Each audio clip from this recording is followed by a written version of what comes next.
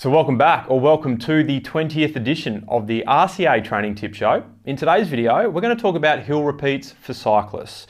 And I know it's a topic we've talked about on the channel in the past, but in this video, we're going to go into more detail, including what does a hill repeat session actually look like? How would you go about implementing hill repeats into your training regime from a beginner to an advanced cyclist, and also what are the benefits you will see from incorporating a hill repeat session into your training regime. Just know that this video is actually from an online course on the Road Cycling Academy called the Up-Level Road Cycling Course for road cyclists looking to take their performance to the next level. And I'm sharing this video with you today because in roughly 30 days, so end of August, I'm shutting down the Up-Level Road Cycling course completely with a view to launching a brand new course shortly afterwards. So if you've been sitting on the fence to take your cycling performance to the next level and join the Up-Level Road Cycling course, 10 final spots remain in August. I just do 10 spots at a time due to the one-on-one nature of the onboarding process, and the benefit that you get access to the old course and the brand new course at the same rate that you pay for the old course. Now just know that the Road Cycling Academy is going through some refurbishments at the moment. We've got a new course, we're getting a proper brand new website and a few other bits and pieces. So as a result of that, this will be the last Wednesday RCA Training Tips Show video on the channel for the next 2 to 3 weeks while I sort some things out in the background.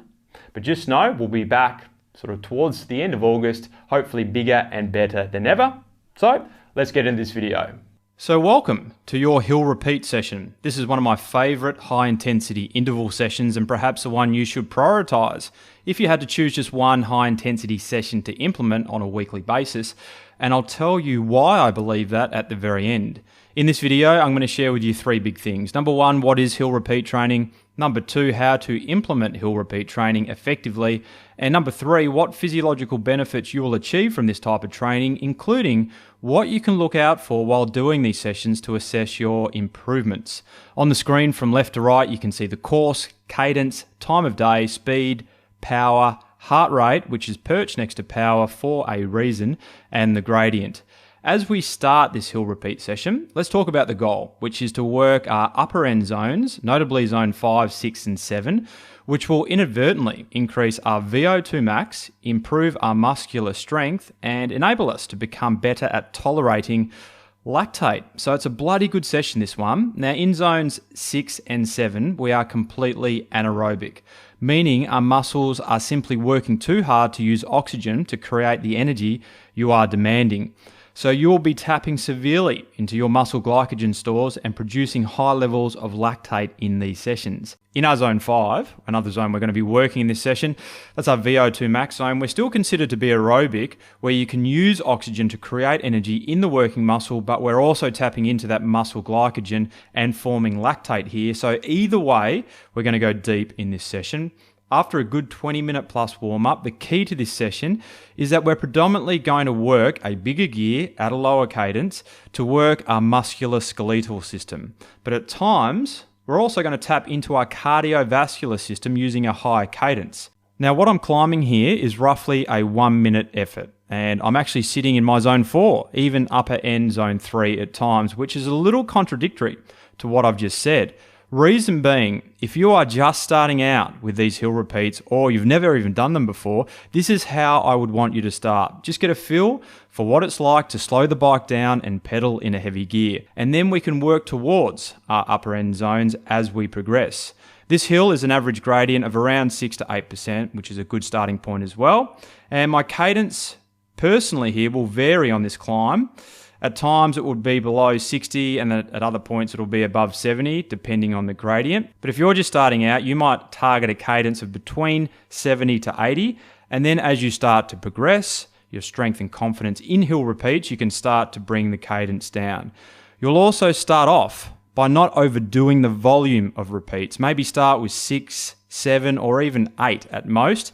And then as we get stronger and as the weeks go by, you can add another 1, 2, 3 repeats as you progress, maybe working towards 15 repeats all up. So let's just say, hypothetically speaking, you come to this hill for a couple of months. You're starting to feel stronger, you get more confident, and you've worked towards 15 repeats and you're wondering what's next. So why don't we, in this instance, reverse the way we're going? This is just an example. It's going to make things a little tougher. We're now working a slightly shorter climb, but it is steeper. So we'll be forced to work at a lower cadence and also produce more power. This also adds variation into our workload, so our working muscles aren't getting used to the same old hill. Just know that my cadence is very low here. I would probably recommend working towards 60 cadence and only going lower once you've really conditioned yourself with hill repeats over the course of, say, a 3 to 6 month period.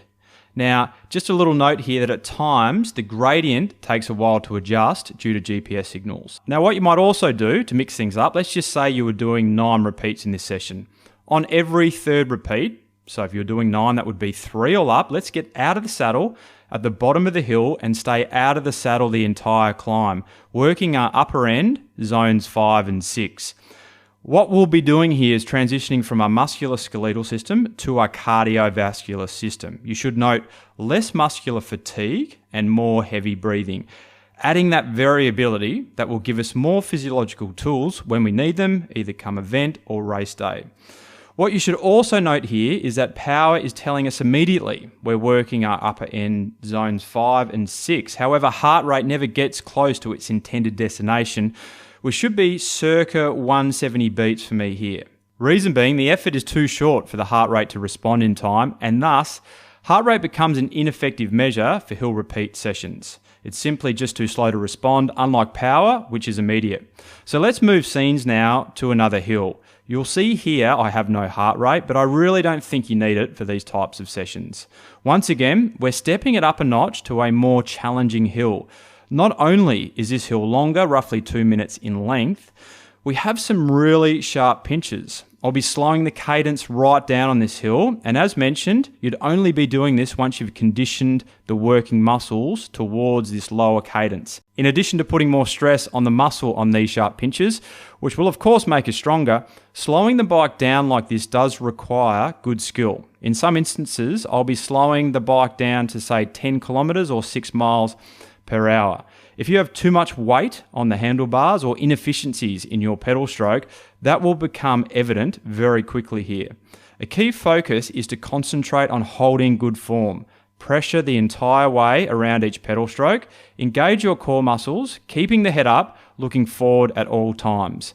One bonus tip that I like about this hill is that it does partially flatten out before lifting again. We talk about using different physiological systems, so the musculoskeletal versus the cardiovascular, and this section of hill will force you to tap into your cardio system, lifting the cadence slightly, revving in the saddle.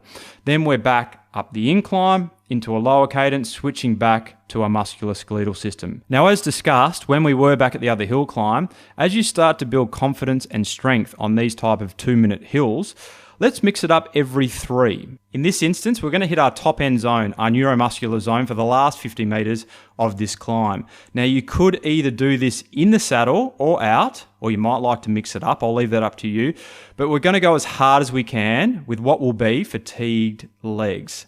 This type of effort will be very demanding, but working our neuromuscular system is very important for us to build fast twitch muscle fibers, and also neuromuscular efforts will recruit more muscle fibers within the working muscle, making the overall muscle group more capable. So fatiguing, yet very rewarding.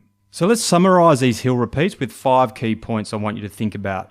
Number 1, never rush into the start of the hill repeat. Let the hill come to you and absorb it without any rush of blood.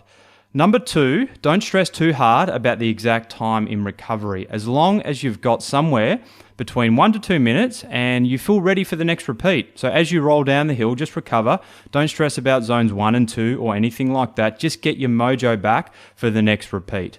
Number 3, try and do these hill repeats in a quiet area away from traffic, especially consider any sprints you may be doing at the end of the climb. You want to ensure that when you stop sprinting, there's no risk of incident. The beauty of the finish I showed you is that I can see any potential traffic entering that roundabout, and the steepness of the climb means that speed isn't going to put me in a vulnerable position. Number 4, you can do these sessions on an indoor trainer if you can't find a good enough hill close by. So you could do 1 minute on, 1 minute off. You can even slow down the cadence, although the trainer does get a little challenging, I find, with anything lower than a 70 cadence. You can also elevate the trainer to replicate a hill, either with some books, or if you're lucky enough to have the technology like a Wahoo Climb that does it on demand, that would work nicely too. And the last point is assessing your changes in physiology. This is the fun part. What you will find after doing these hill repeats for say 2 to 3 months is you'll get an extra gear. All of a sudden you'll be pushing out more watts and the repeats will feel easier, and that is a prime physiological effect you will note from these repeats that will ultimately tell you you're getting a lot stronger. Now at the start of this video, I said that this hill repeat session would be the one you should prioritize if you had to choose just one high intensity session to do on a weekly basis.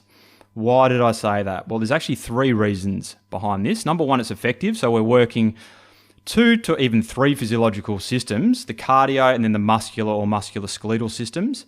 We're working our VO2 max and our anaerobic and neuromuscular systems, and we're teaching our working muscles how to better tolerate lactate. So that's pretty compelling. The second point is that it's doable consistently. Many of us are challenged by time, so finding a hill in a close by area or jumping on an indoor trainer, assuming that you're implementing a good warm up and warm down, this session should be done in roughly an hour or a touch over.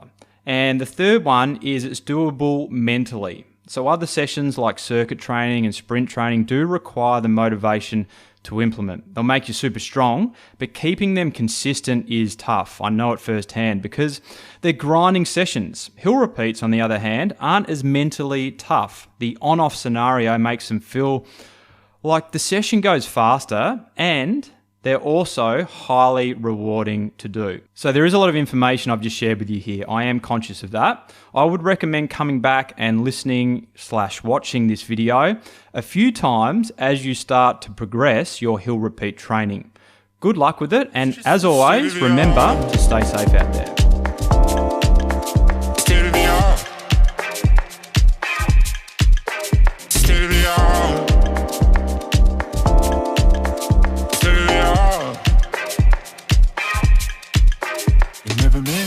For the mold they try to fit